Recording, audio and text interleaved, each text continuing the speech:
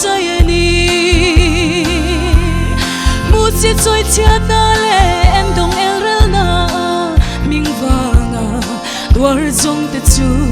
beram do liam du kha fakin kan la le nga phok na ri choi moi na ri jam vela khian kan le nga choi moi na la thar kan sarwal to nga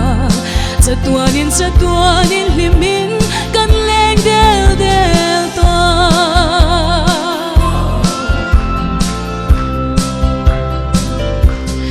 beram no ram sayon ram thiang lim angel fartele serafin te tualen chaina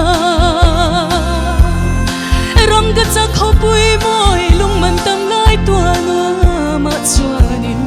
kan len cha hun chuan chatuanin limin la lun ne ma kan oyanga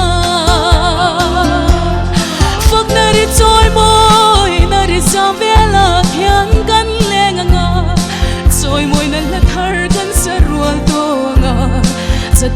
chatuanin limin kan leng del del to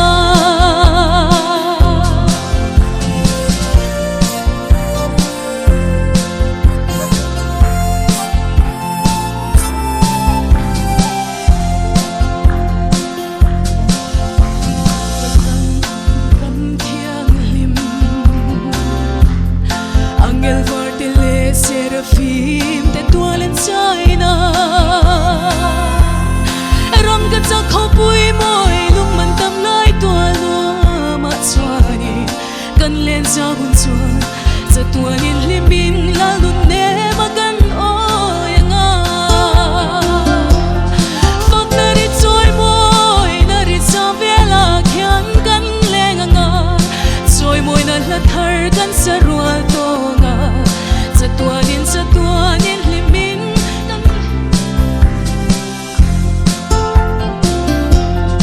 phok na ri choi moi na ri cham vela khian kan lenganga choi moi na la thar kan sarwal to nga chatuanin limin kan leng del del to Naliswaro bibero se